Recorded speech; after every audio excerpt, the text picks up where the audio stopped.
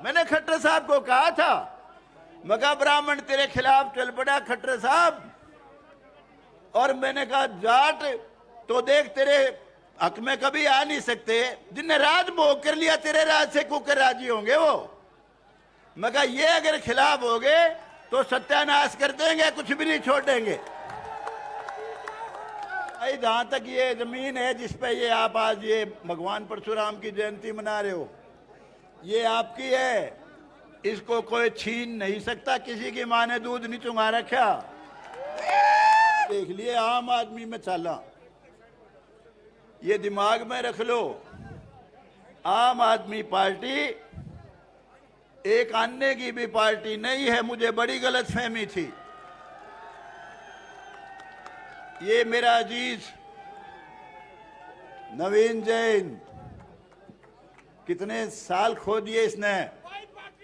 शांति कर भाई, शांति कर, बैठ जा बैठ जा बैठ जा बैठ जा। और उन्हें धार लेना है, पार्टी का बच्चा बने, पार्टी का बच्चा बने। उन्हें क्या करने आया था? हम जयंती मनाते हैं, जन्मदिन मनाते हैं, मैं इसको समाज के लेखे जोखे का दिन मानता हूं। इस दिन हम पता करते हैं, समझने की कोशिश करते हैं कि हम किस हाल में जी रहे हैं, हम कहां खड़े हैं, हमारी हैसियत क्या है, हमारी औकात क्या है, हमारी पोजीशन क्या है।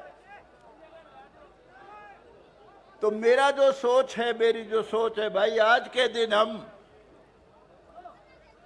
सभी तरह से पिछड़े हुए हैं, हर तरह से, पॉलिटिकली, इकोनॉमिकली, एजुकेशनली और भाई सोशली। जो इन तीन चीजों में पिछड़ जाएगा, समाज में भी इसका दर्जा कमजोर पड़ जाएगा। उसके लिए कोई और जिम्मेवार नहीं है, हम ही लोग जिम्मेवार हैं। और खास तौर से जो नेता लोग हैं,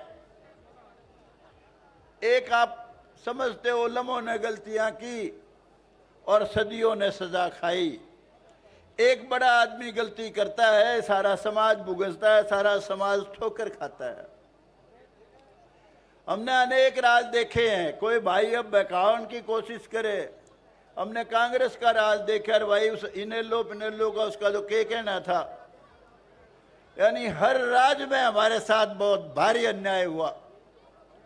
और सबसे बड़े दुख की बात यह है कि जिस राज को हम 100% यानी कि 85 और उससे ज्यादा % वोट दे के बनाते हैं, उस राज में हमारे साथ अन्याय होता है।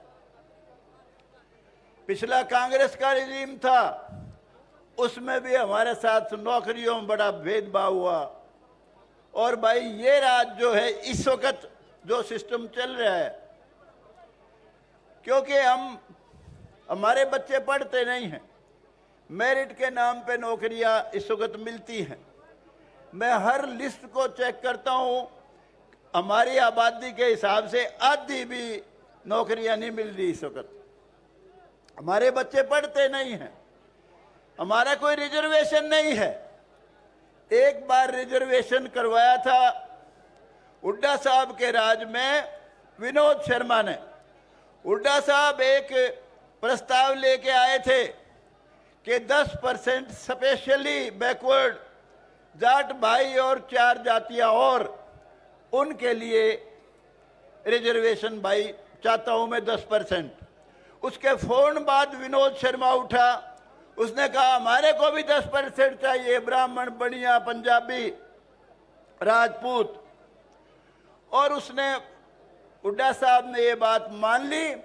और उसके अलावा उसका बहुत बड़ा योगदान, ड्योलीदार, भोंडीदार, पता नहीं कौन कौन से दार, मुकर्रीदार, यानी जितनी भी प्रकार की डोनेशन है, जमीनों के डोनेशन, घर की जमीनों के डोनेशन, उन सब के लिए कानून विनोद शर्मा ने बनाया था। हुड्डा साहब के रिज्यूम में हुड्डा साहब ने बनाया था, लेकिन विनोद शर्मा के कहने से वो जो कानून बनाया उसमें बड़ी भारी कमी रहेगी भाई।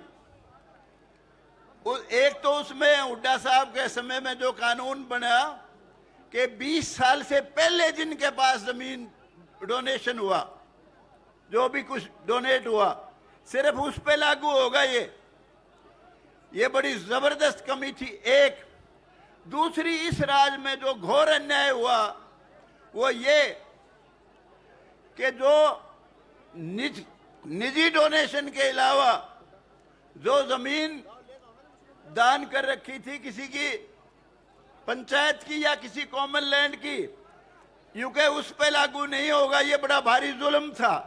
ये मामला मैंने उठाया था विधानसभा में। और भाई ये जो उसका कुछ नहीं बना, हमने आवाज जरूर उठाई लेकिन बना कुछ नहीं। हमने ये भी कहा था भाई EWS हमारे किसी काम का नहीं है। इकोनॉमिकली वीकर सेक्शन के लिए जो रिजर्वेशन है वो हमारे किसी काम का नहीं है। हमारे को रिजर्वेशन चाहिए, वही रिजर्वेशन 10% EBGC की, इकोनॉमिकली बैकवर्ड जनरल की, और भाई हमारे जाट भाइयों को दे दो 10%। हमारे को कोई इतराज नहीं है रिजर्वेशन 10%। और जब से वो रिजर्वेशन खत्म हुआ हमारा भाई नौकरियों में से तो नाम ही मिट गया। उसके बाद 2 कांड ऐसे हुए। एक तो एक पेपर में कहीं छप गया था कि भाई काला ब्राह्मण दिख दे या कोई गोरी लड़की दिख दे तो कौन सा ज्यादा अपशुगन है।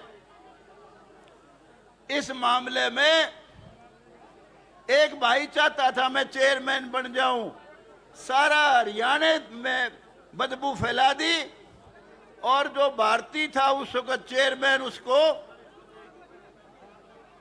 सस्पेंड कर दिया 6 महीने के लिए। और उसका रिजल्ट ये निकला जितनी हमारी अच्छी नौकरियां थी EBPGC की वो सारी की सारी खा गया। मैंने बहुत कोशिश की उसको समझाने की, अरे तेरे खिलाफ नहीं है, वो तो एक नालायक था। कहने लगा जी कोई हक विच भी तो नहीं बोला मेरे। मैं कहा तुम्हारे से कोई बैर नहीं है हमने, ये तो भाई एक नालायक ने बेवकूफी कर दी और हमारे जैसे लोग चुप रह गए। और उसके बाद एक और नकली कांड हुआ जिसका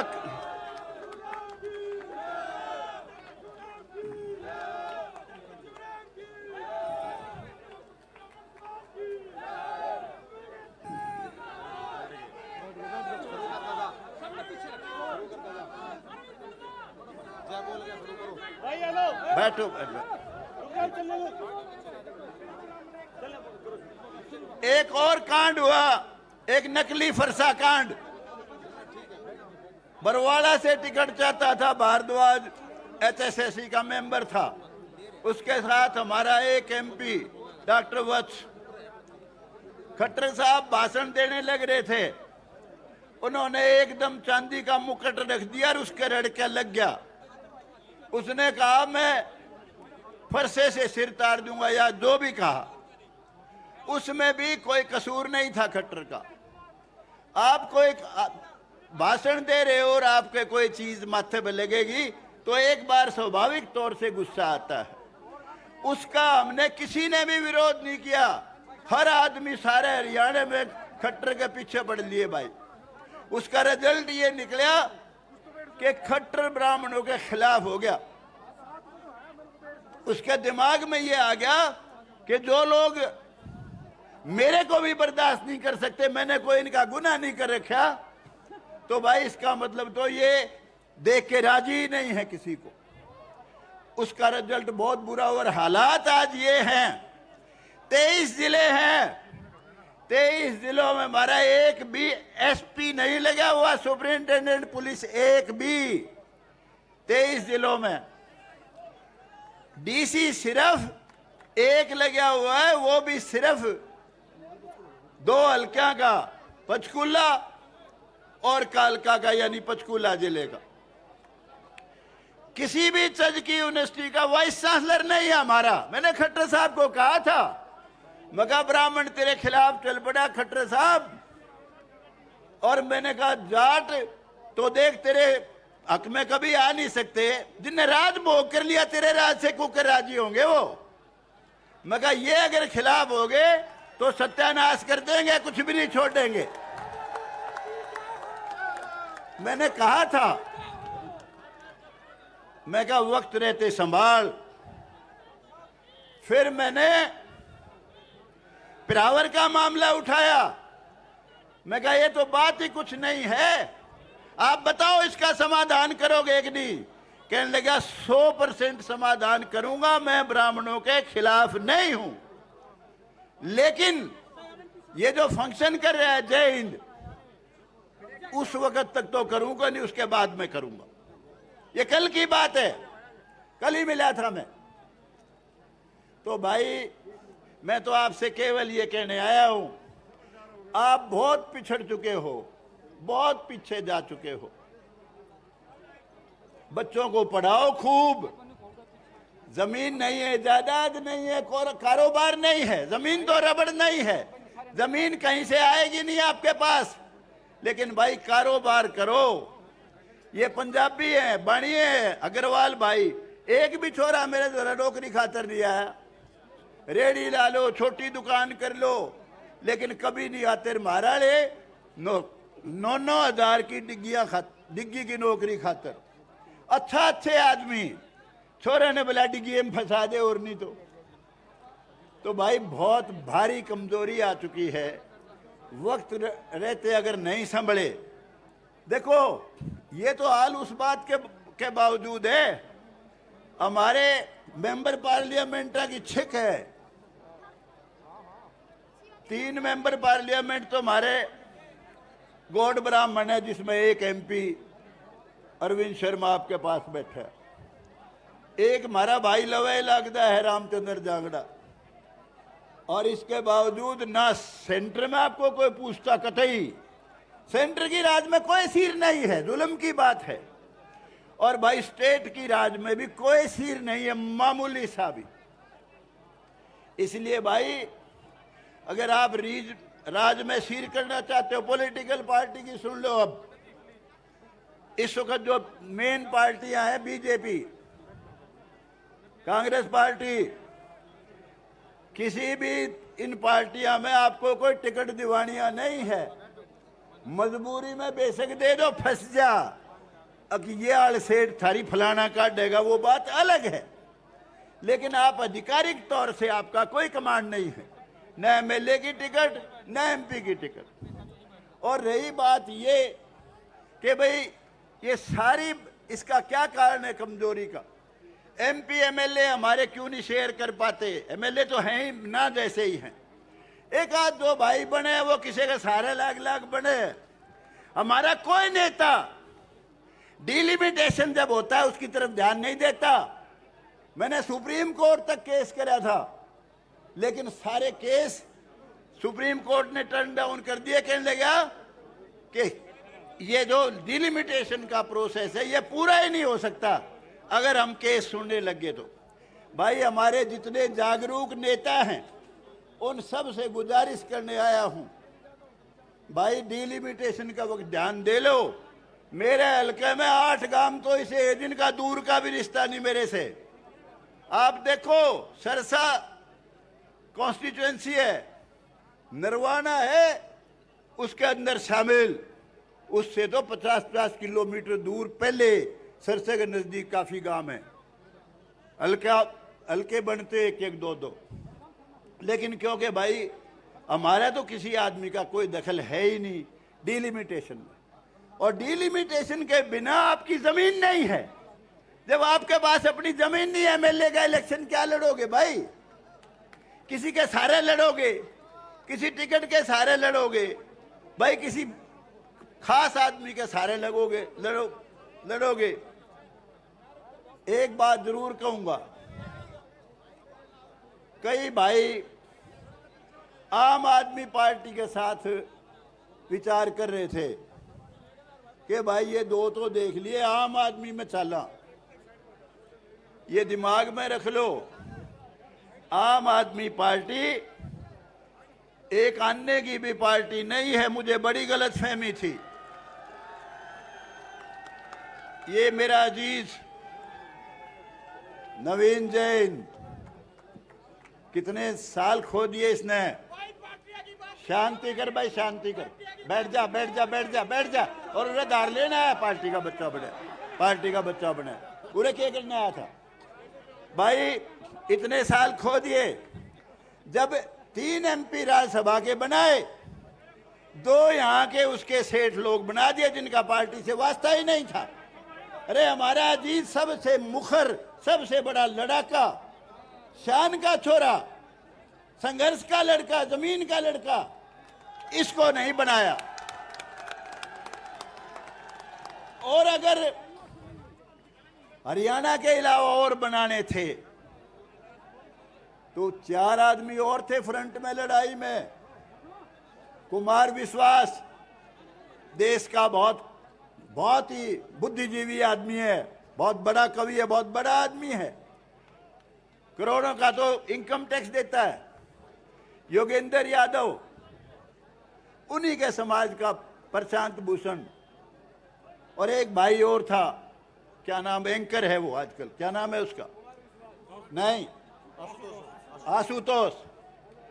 किसी को भी टिकट नहीं दिया। यहां से 2 ले लिए, राम जाने के ले दे के करे तो उसने बेरा। और फिर मुझे बहुत दुख होता है कहते हुए, मैं एक दिन टीवी देख रहा था, टीवी मैंने देखा केजरीवाल का रंग। विधानसभा, दिल्ली विधानसभा की कार्रवाई चल रही थी और वो ठाके मार मार के हंस रहा था। अरे बीजेपी वालों आ जाओ, आम आदमी पार्टी में आ जाओ। और उससे किसी ने कहा, कहता मुझे कहते हैं कश्मीर फाइल को टैक्स फ्री कर दो। वो बड़ा मजाकिया ठाका मार के कहता है, अरे यूट्यूब पे डाल दो। मैंने विधानसभा में कहा था, मैं कह रहा इसकी बहन बेटी का बलात्कार हो जाता, उसका कत्ल हो जाता, उनके घर लूट लेते, क्या फिर भी ये ठाका मार के हंसता? और जितने लोग वहां बैठे थे, किसी के समझो खून ही नहीं था।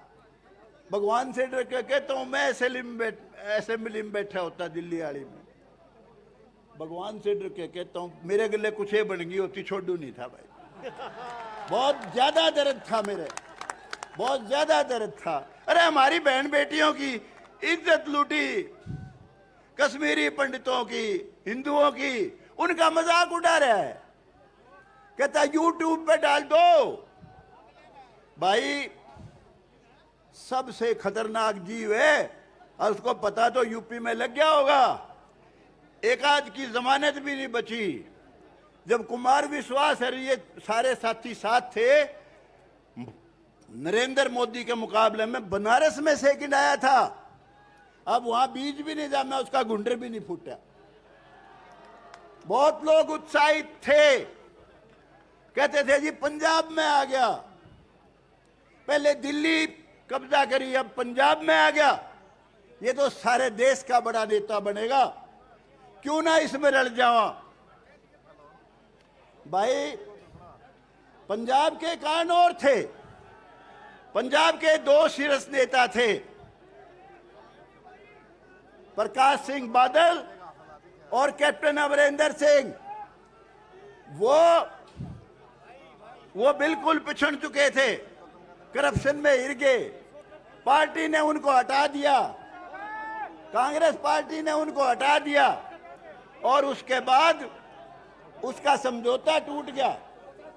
मैं 2 मिनट में खत्म करता हूं बेटा, सारे फायदे की बता रहा हूं, नुकसान की नहीं बता रहा। कोई पार्टी पुल्टी कुछ नहीं है यार, हमारा समाज बड़ा है, पार्टी कुछ नहीं है। पार्टी क्या होती है? पार्टी तो भाई सौदा ही कुछ नहीं होता, ये तो समाज है, सबसे बड़ा समाज। मैं खत्म करता हूं, कोई बात नहीं, छोड़ो। अब वो दोनों आउट ऑफ सीन हो गए। उसने भगवंत मान का फेस आगे कर दिया, जिसके खिलाफ कोई करप्शन का चार्ज नहीं था, इसलिए उसका राज बन गया। भाई सारे लोग दुखी थे उनसे। यहां मत सोचना कोई हरियाणा में उसका बीज भी जमेगा, सपने में भी मत सोच लेना कोई।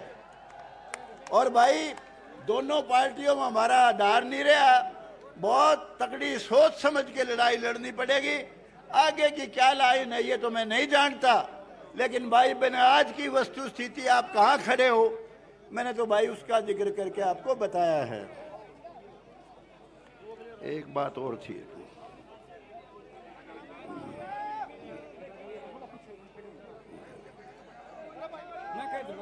एक सेकंड, खत्म बस बात हो गया, खत्म हो गया भाई। और भाई जहां तक ये जमीन है जिस पे ये आप आज ये भगवान परशुराम की जयंती मना रहे हो, ये आपकी है, इसको कोई छीन नहीं सकता। किसी की माँ ने दूध नहीं चुंगा रखा,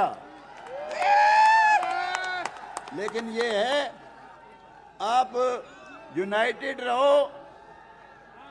United you stand, divided you lose. आप भाई यूनाइटेड रहो। जमीन आपकी है, आपकी रहेगी। प्रावर गांव की जमीन गौड़ कॉलेज में दे दी, रोड़ा के कुछ भी नहीं है भाई। और लेकिन अभी तक जो मेरी बात हुई है, मुख्यमंत्री भी इस बात के खिलाफ नहीं। वो कहता है मैं समाधान हर सूरत में निकालूंगा। ये मेरे को कल कहा है भाई। आपने मेरी सबने बात सुनी, आपका बहुत बहुत धन्यवाद।